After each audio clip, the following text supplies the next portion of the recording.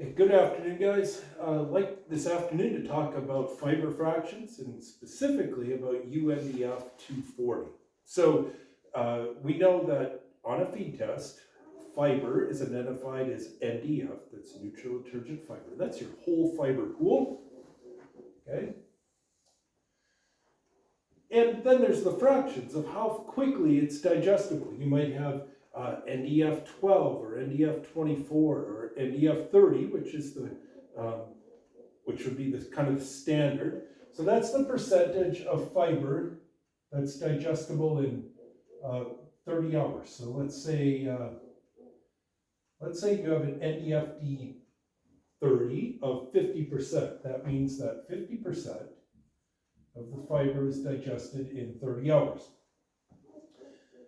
But a feed test normally will have a UNDF 240 or an NDFD 240, which is the converse number of that.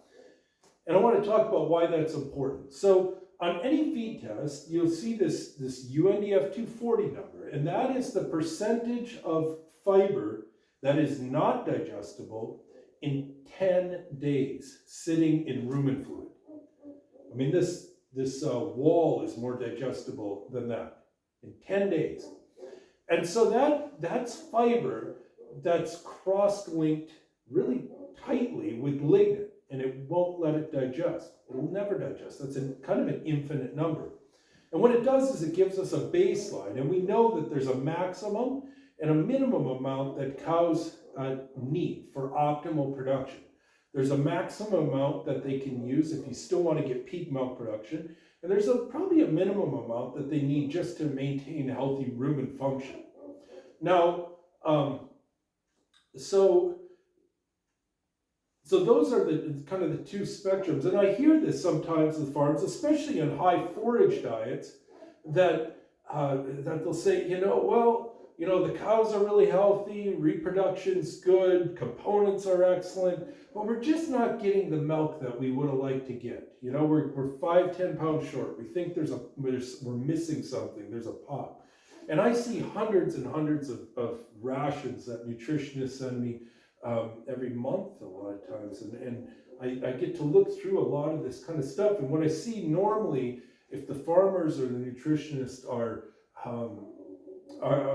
complaining about this, or saying it's an issue, it's that our UNDF 240 is too high. So it's tying up too much of our rumen function. And I'll preface this by saying that every lab's numbers are a little different, but if you have a target level of, say, 5% of your total diet is UNDF 240 from forage, and I'll say that because there's UNDF that's in other byproducts and shell corn and things, but it's more fragile. It doesn't have the physical aspect of it. And Cornell and Minor Institute have done some really good work looking at UNDF 240, the physically effective. But for me, it's easier to just draw a line from forage, not from forage. So if 5%, if this is our sweet spot, and we're feeding a 50% forage diet, then what percentage of UNDF 240 does the forage need to be? It's not hard, right? It's 10%. So our forage, all the forages that we're feeding, has to average 10% UNDF 240. Now, if you go over to average UNDF 240s, just kind of lab average type things, we might, at the very lowest, we're going to have something like BMR corn might be 7 or 8%. Really depends how much starch you have, because shell corn has about 1.9% UNDF. So the more shell corn, the lower the UNDF. Conventional corn silage might be like 9% UNDF 240. Good grass might be 9%. Sometimes the late fall ryegrass will be 3, 4, 5%. Average alfalfa, like 150 RFE alfalfa, is probably going to be about 16, 17, 18% UNDF 240.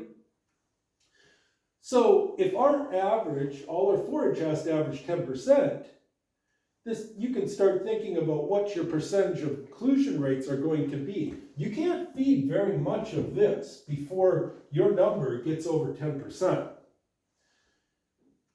So there's two things you can do. And if you want to push this forage inclusion rate higher, if you want to go to 60 or even 70%, well then this number over here gets really tough to do. And that's usually your limiting factor on milk production on extremely high forage diets. So, so there's a couple of things we can do to manage this. One is to, of course, feed less forage. And I know that's painful, but there's times where it makes sense to pull forages out, replace them with great digestible fiber sources, like maybe soy hulls. Or potentially beet pulp is pretty good. Don't really care for gluten as much, but there's some sources. I don't like cotton very much at all. The UNDF pool is really large on it. But there's a place for those. The other thing, though, to look at is your forage program itself. And look at eliminating your highest UNDF forages, or at least lowering their inclusion rate to try to drop that UNDF level. Now, the obvious question is why would you not plant a BMR? And when would you plant a BMR? Well, you're going to want to plant a BMR corn when you're feeding a lot of alfalfa. Those two things, you almost need a BMR if you're going to feed a lot of alfalfa, if you want to have a higher forage diet and maintain milk production. There's almost no way to do it otherwise. The other option, if you get rid of this, or at least drastically reduce it, well, now we got some options here, you know? So what we're going to do is you're going to look through all your feed tests, all your forage sources, you know, your triticale, your ryegrass, your sorghum sudan, your corn silages, your haylage, whatever you have there. And you can start thinking about what kind of inclusion rates and how you're going to balance those around this number. And so if you really want to push the envelope on inclusion rates, we're going to move this way. But if you're in a situation, you know, a lot of my guys that are like in California, where we're feeding really low forage diets, well, this isn't a problem. Actually, the other way can be a problem. And so then we start looking at other forages that can actually bring at least some good fiber into it. So that's where things like photoperiod sensitive BMR sorghum sudan come in, where you have a really large fiber pool. You still might have 10 or 12 or 15% undf240, and that helps to make those rations work at lower forage inclusion rates. So so that's just in a nutshell, very fast. Larry Hawkins, we visited, and he's going to write a new article for this in the next Forage Innovations newsletter. If you're not signed up for that, you can go to the website, that's forageinnovations.guru, and sign up. He always has good stuff in there every month or so. So looking forward to that. Thanks for watching.